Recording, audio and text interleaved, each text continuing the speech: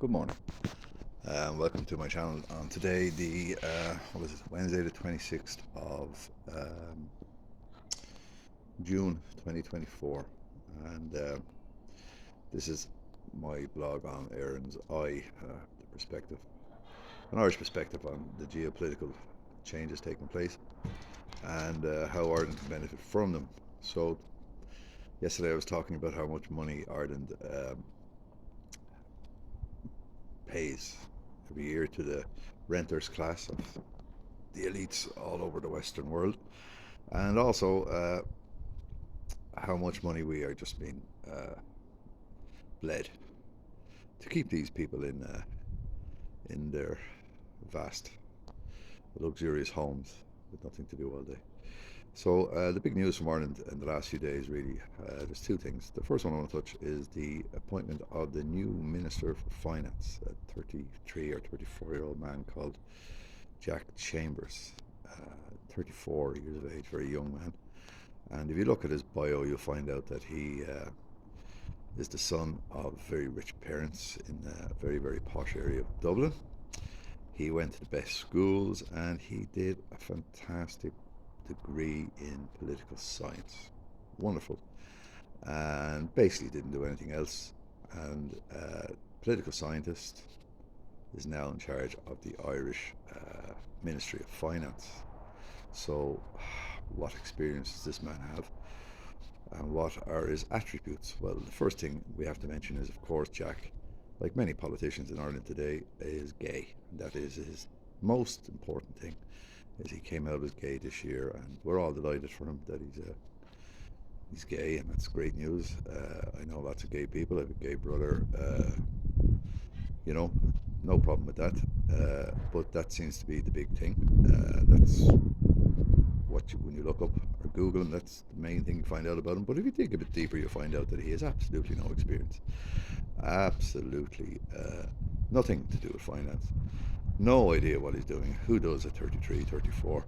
Yet he's in charge of the most important ministerial brief, really, in the country. So that just proves, like I was saying yesterday, that the Irish political system is just completely bought and sold, because obviously the Minister of Finance has no control. The Department of Finance is run by civil servants. Uh, the head of the civil service of the Ministry of Finance is the most influential person in Ireland. Most people don't know who he is or who he's working for. But as an example, one of these head of finance is now the Lord Mayor of Limerick. Very wealthy man, very wealthy man who owns lots of properties in Limerick and rents them out to 30 or 40 people per room. And that's just an example of who is running the Department of Finance at the moment, back in the past, but who is the head man in the civil service of, who is the head of the financial department of the civil service in Ireland. Financial in Ireland now is something you can look up yourself if you're interested, but I guarantee you won't find much information on them until they resign or they are moving on to another luxurious job. So that's one bit of news. The second bit of news is the Irish airline, Aer Lingus. The pilots of this airline are going on strike because they are looking for a 24% wage increase. And of course, the government are calling them terrible people, ruining people's holidays and that kind of stuff. And I suppose they have a point. If you know, there was a solution on the table, and the solution that was put to them was a 9% increase, which is completely laughable. And we could say that the pilots are completely greedy. How dare they look for 24%? Well, the 24%, obviously, if you're earning 100,000 a year, we think that's a good wage. It's not in Ireland, obviously, as I told you, how much we pay out. So a 24,000 increase would probably cover most of the bring you back up to some sort of parity and what you deserve for flying a bloody Airbus A320 twice a day with 400 passengers there and back. You know, basic common sense salary. And so we're being told that these pilots, by the news of course, that are outrageous, and how dare they, and they're getting well paid. And clearly they're not, or else they wouldn't be on strike. But the unions have hit back and said it's not their fault that the owners of Aer Lingus, once again, who are the owners of Aer Lingus? You look into that one, you'll find it yourself. But let's be honest, it's a renter class basically.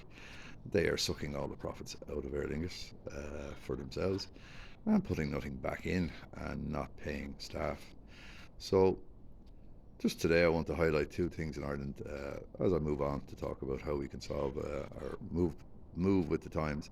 But as if any example is needed that the Irish government is completely bought and sold, uh, that a politician is about as much use now as a hole in the head, and that when unions get together and work hard, and that's a good thing, people should start realizing that, and they start acting tough because the wages aren't enough, and people need to start realizing that all our money. Why are we not getting the money? Why are we paying so much? And start copping on a bit. And as an example, what happened in Kenya yesterday uh, should send shivers up the spines of these globalist renters. The Parliament obviously passed a bill to introduce a climate tax, 2.7%, I think, or something like that, or 2.7 billion climate tax on all the Kenyan people. So the Kenyans said fuck off and went in and burned the Parliament down.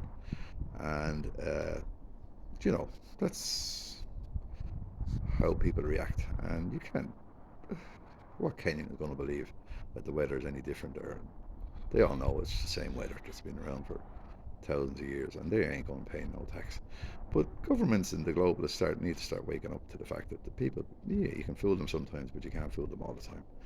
And another thing I learned today, which is quite shocking, is that the Ukrainians have bombed the radioactive center of the Zaporozhye nuclear power plant. Something you won't see in the Irish news or British news or anything. But this is a country that we are supporting, supposedly, and they have attacked a nuclear power plant.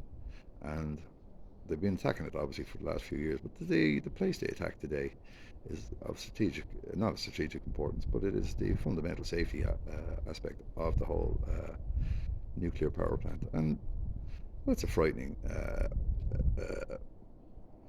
piece of news, obviously. But it goes to show the desperation of the renters class that we have now, that they're trying to hold on to so much power, they're willing to, how they put it, blow up a nuclear power plant and destroy all of a certain area in Europe. For whose benefit, of course? Uh, you know whose. So today in Ireland, then, and the world, new finance minister in Ireland, total poodle, just a face. Irish unions on strike, the airline unions. Good luck, lads, and best of luck to you. I hope you get every penny you can get out of them. The Kenyans, don't blame you. Just don't be killing people. Try and keep it calm down.